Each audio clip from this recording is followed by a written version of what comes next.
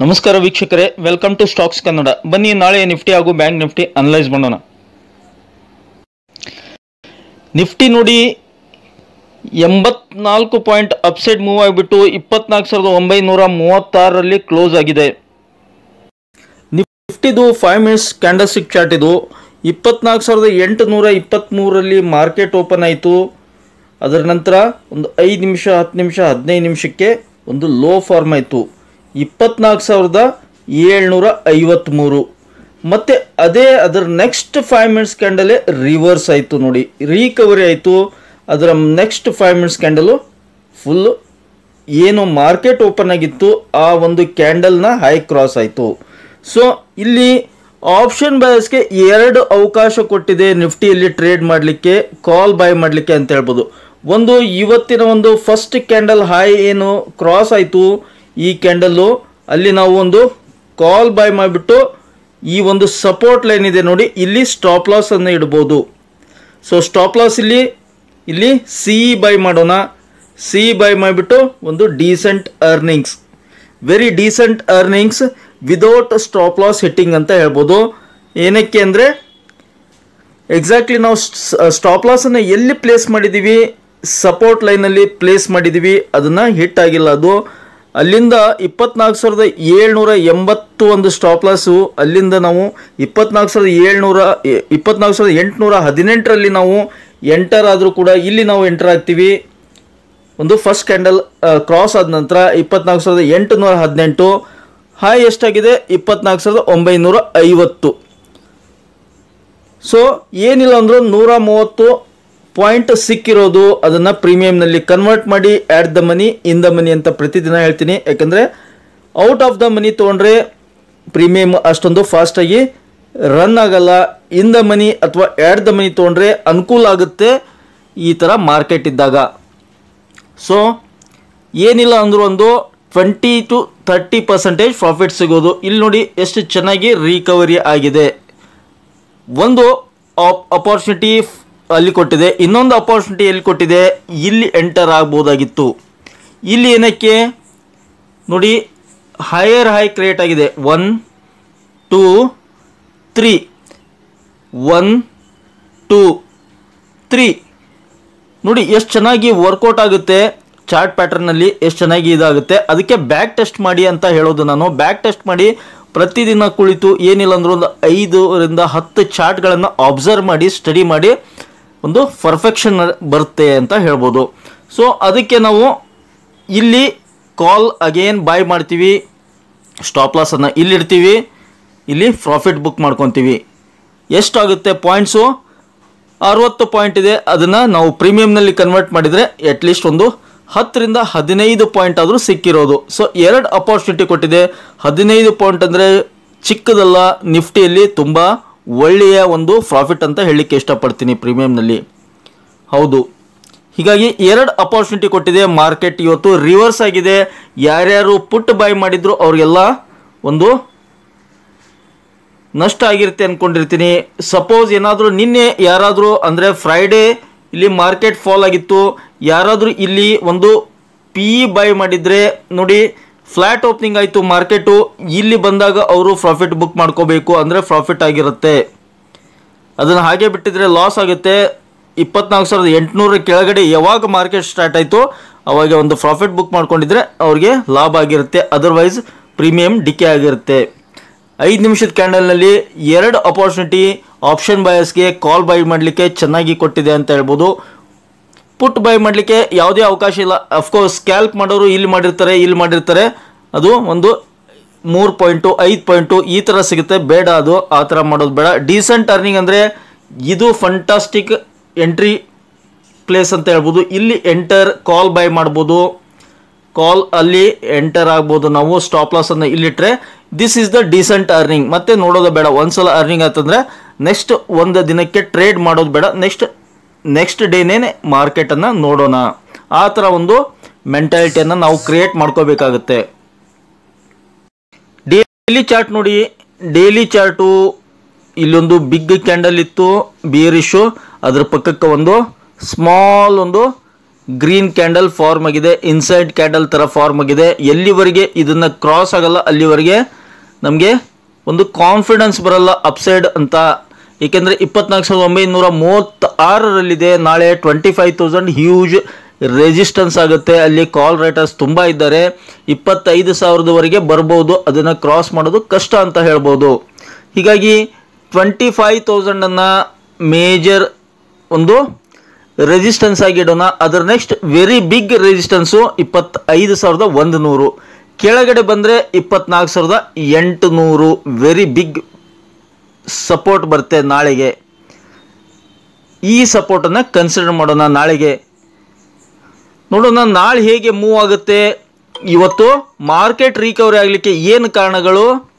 Again ಅಮೇರಿಕಾದ ನಾನು ಮೊನ್ನೆ ವಿಡಿಯೋದಲ್ಲಿ ಹೇಳಿದ್ದೆ, ಅಮೇರಿಕಾದಲ್ಲಿ ಮಾರ್ನಿಂಗ್ ಏನಾದರೂ ಡೌ ಫ್ಯೂಚರ್ಸು ರಿಕವರಿ ಆದರೆ ನಮ್ಮ ಇಂಡಿಯಾದಲ್ಲಿ SGX ನಿಫ್ಟಿ ಕೂಡ ರಿಕವರಿ ಆಗುತ್ತೆ. ಅಮೇರಿಕಾದಲ್ಲಿ ಡೌ ಫ್ಯೂಚರ್ಸ್ ಏನಾದರೂ ಫಾಲ್ ಆಗಿದ್ರೆ ನಮ್ಮ ಇಂಡಿಯಾದಲ್ಲಿ ಕೂಡ ಫಾಲ್ ಆಗುತ್ತೆ ಅಂತ ಹೇಳಿದ್ದೆ. ಅಲ್ಲಿ ರಿಕವರಿ ಆಗಿದೆ, ಫಂಟಾಸ್ಟಿಕ್ ರಿಕವರಿ ಆಗಿದೆ. ಹೀಗಾಗಿ ಇಂಡಿಯಾದಲ್ಲಿ ಇಂಟ್ರಾಡೇದಲ್ಲಿ ಚೆನ್ನಾಗಿ ರಿಕವರಿ ಆಯಿತು. ಜೊತೆಗೆ ಒಂದು FM ಫೈನಾನ್ಸ್ ಮಿನಿಸ್ಟರ್ ಅವ್ರದ್ದು ಮೀಟಿಂಗ್ ಕೂಡ ನಡೆದಿದೆ. ಮೋಸ್ಟ್ಲಿ ಇನ್ನೂ ರಿಸಲ್ಟ್ ಔಟ್ಕಮ್ ಬಂದಿಲ್ಲ, ಸ್ವಲ್ಪ ಬಂದಿದೆ ರಿಗಾರ್ಡಿಂಗ್ GST ಮೀಟಿಂಗ್. ಅದು ಕೂಡ ಒಂದು ಫ್ಯಾಕ್ಟರ್ ಮಾಡಿರ್ಬೋದು. ಓವರಾಲ್ ಇಲ್ಲಿ ಒಂದು ಸ್ಟ್ರಾಂಗ್ ಸಪೋರ್ಟ್ ತೊಗೊಂಡಿದೆ ಅಂತ ಹೇಳ್ಬೋದು.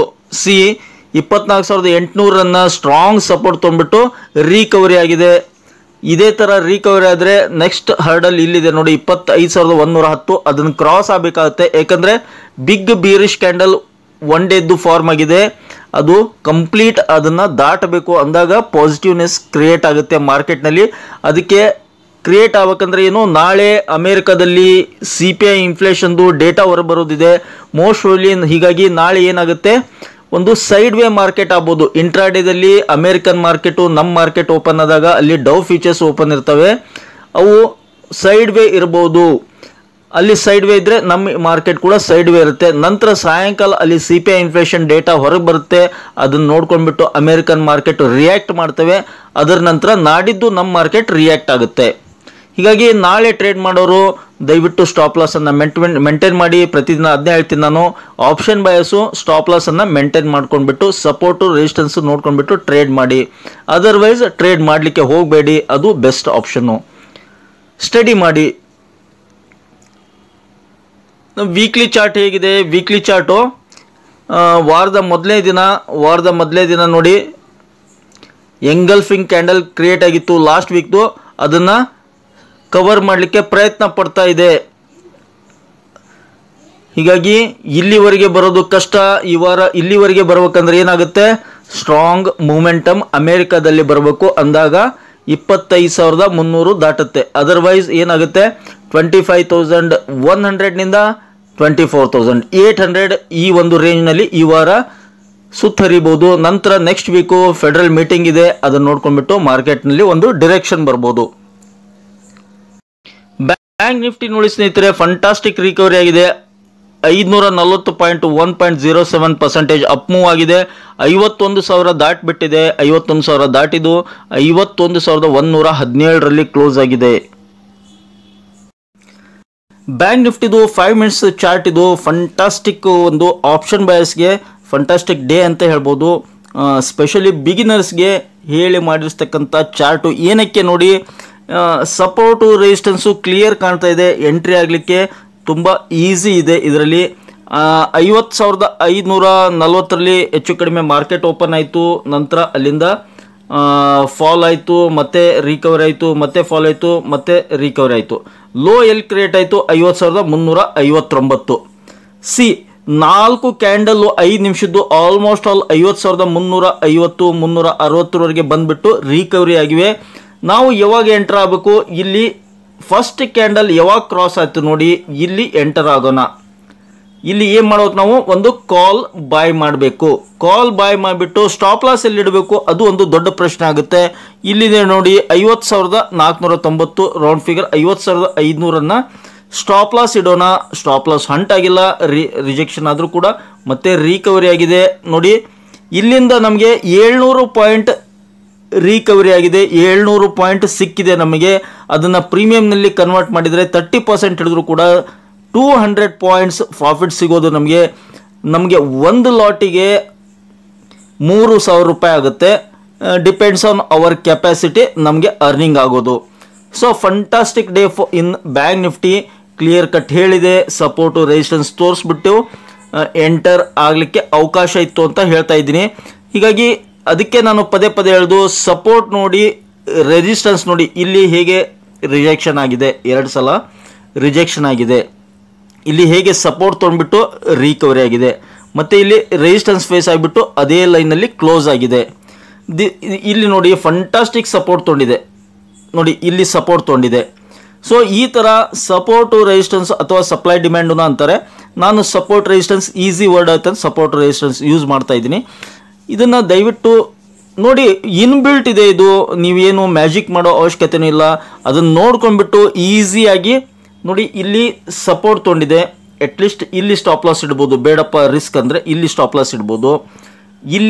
ಇಲ್ಲಿ ಬೇಡಪ್ಪ ಎಂಟ್ರಿ ಆಗೋದಂದರೆ ಇಲ್ಲಿ ಎಂಟರ್ ಆಗ್ಬೋದು. ಸೊ ಈ ಥರ ಚಿಕ್ಕ ಪುಟ್ಟ ಲಾಜಿಕ್ಗಳನ್ನು ನಾವು ಸ್ವಂತ ಯೂಸ್ ಮಾಡೋಕ್ಕಾಗುತ್ತೆ. ಪ್ರತಿಯೊಂದನ್ನು ಬೇರೆದವ್ರ ಮೇಲೆ ಡಿಪೆಂಡ್ ಆಗೋದು ಕಷ್ಟ. ಟ್ರೇಡಿಂಗ್ನಲ್ಲಿ ನಾವು ಕೂಡ ಕಲಿಬೇಕಾಗುತ್ತೆ.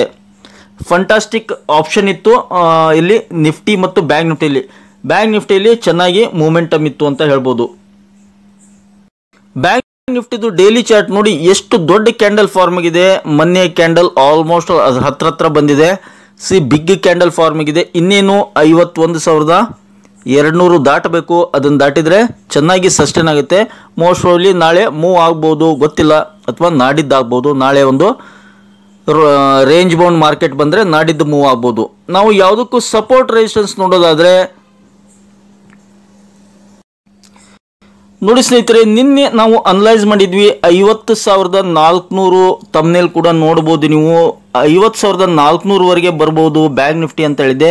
50,350ರಲ್ಲಿ ಅದು ಒಂದು ಲೋ ಕ್ರಿಯೇಟ್ ಆಗಿದೆ. ಹೀಗಾಗಿ ನಿನ್ನೆ ಒಂದು ಅನಲೈಸ್ ಪ್ರಕಾರ ಇಲ್ಲಿವರೆಗೆ ಬಂದ್ಬಿಟ್ಟು ರಿಕವರಿ ಆಗಿದೆ. ಸಪೋರ್ಟ್ ತೊಗೊಂಡಿದೆ 50,400, ಫಂಟಾಸ್ಟಿಕ್ ಸಪೋರ್ಟ್ ತೊಗೊಂಡಿದೆ ಅಂತ ಹೇಳ್ಬೋದು. ಅದು ಒಂದು ವಿಷಯ ಆಯಿತು. ಇನ್ನು ನಾಳೆದು ಸಪೋರ್ಟ್ ರೆಸಿಸ್ಟೆನ್ಸ್ ನೋಡೋದಾದರೆ ನಾಳೆಗೆ 51,000 ಮೇಜರ್ ಸಪೋರ್ಟ್ ಆಗುತ್ತೆ. 51,000 ಏಕೆಂದರೆ 51,000 ದಾಟಿದೆ. ಅದ್ರ ಮೇಲ್ಗಡೆ ಸಸ್ಟೈನ್ ಆಗಿರೋದ್ರಿಂದ 51,000 ಕೆಳಗಡೆ ಬಂದರೆ ಮತ್ತೆ ಫಾಲ್ ಆಗ್ಬೋದು. ಮತ್ತು ಇವತ್ತಿನ ಲೋ ಕೂಡ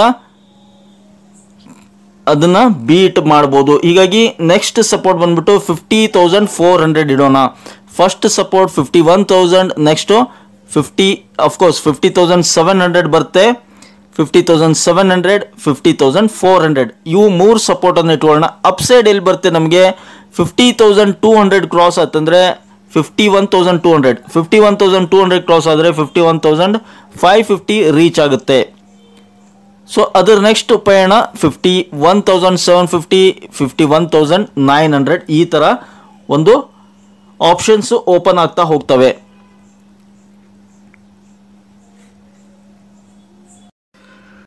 ಬ್ಯಾಂಕ್ ನಿಫ್ಟಿಯನ್ನು ನಾಳೆ ಫೋಕಸ್ ಜಾಸ್ತಿ ಮಾಡಿ, ಏನಕ್ಕೆಂದರೆ ICICI ಬ್ಯಾಂಕ್ದು beautiful pattern create engulfing candle form ಆಗಿದೆ. ನಿಮಗೆ ತೋರಿಸ್ತೀನಿ ನಂತರ.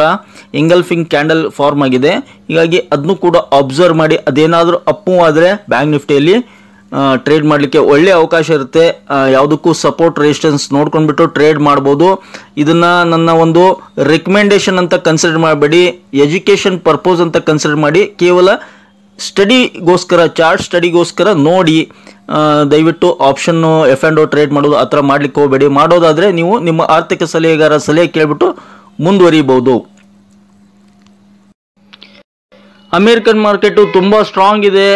300 ಪಾಯಿಂಟ್ಗಳ 1% ಅಪ್ಸೈಡ್ ಮೂವ್ ಇದೆ. ಡೌ ಜೋನ್ಸು, S&P 500 ಆಲ್ಮೋಸ್ಟ್ ಆಲ್ 34 ಪಾಯಿಂಟ್ ಅಪ್ಸೈಡ್ನಲ್ಲಿದೆ. ನಷ್ಟ ಕೂಡ 0.4% ಅಪ್ಸೈಡ್ನಲ್ಲಿದೆ. ಓವರ್ ಆಲ್ ಎಲ್ಲ ಮಾರ್ಕೆಟು ಪಾಸಿಟಿವ್ ಇದೆ. ಅಮೇರಿಕನ್ ಮಾರ್ಕೆಟು ಎಲ್ಲ ಇಂಡೈಸಿಸ್ ಅಂತ ಹೇಳ್ಬೋದು. ನೆಕ್ಸ್ಟು ಗ್ಲೋಬಲ್ ಮಾರ್ಕೆಟ್ ನೋಡಿದರೆ ಎಲ್ಲ ಪಾಸಿಟಿವ್ ಇದೆ. ಗ್ಲೋಬಲ್ ಮಾರ್ಕೆಟ್ಸ್ ಎಲ್ಲ ಪಾಸಿಟಿವ್ ಇದೆ ಸ್ನೇಹಿತರೆ. All global markets are in the green ಅಂತ ಹೇಳ್ಬೋದು. ಹೀಗಾಗಿ ನಾಳೆ ಕೂಡ ಒಂದು ಅಪ್ ಮೂವ್ ಆಗೋ ಚಾನ್ಸ್ ಇದೆ, ನೋಡಬೇಕು. FIIs 1,176 ಕೋಟಿ ನೆಟ್ ಕ್ಯಾಶ್ ಬಾಯ್ ಮಾಡಿದ್ದಾರೆ. ನಿನ್ನೆ ಸೆಲ್ ಮಾಡಿದ್ರು, ಇವತ್ತು ಬಾಯ್ ಮಾಡಿದ್ದಾರೆ. ಓಕೆ. DIs ಮೋಸ್ಟ್ಲಿ ಸೆಲ್ ಮಾಡಿರ್ತಾರೆ ಅವರು DIIs. FIIs buy ಮಾಡಿದರೆ ಇಲ್ಲ, ಅವರು ಕೂಡ ಬೈ ಮಾಡಿದ್ದಾರೆ. ಡಿ ಐಸ್ ಕೂಡ same 1700 crore net cash buy ಮಾಡಿದ್ದಾರೆ ಡಿ ಐಸು. ಹೀಗಾಗಿ FIIs DIIs ಇಬ್ಬರು ಸಪೋರ್ಟ್ ಮಾಡ್ತಾ ಇದ್ದಾರೆ ನಾಳೆ ಮಾರ್ಕೆಟ್ಗೆ.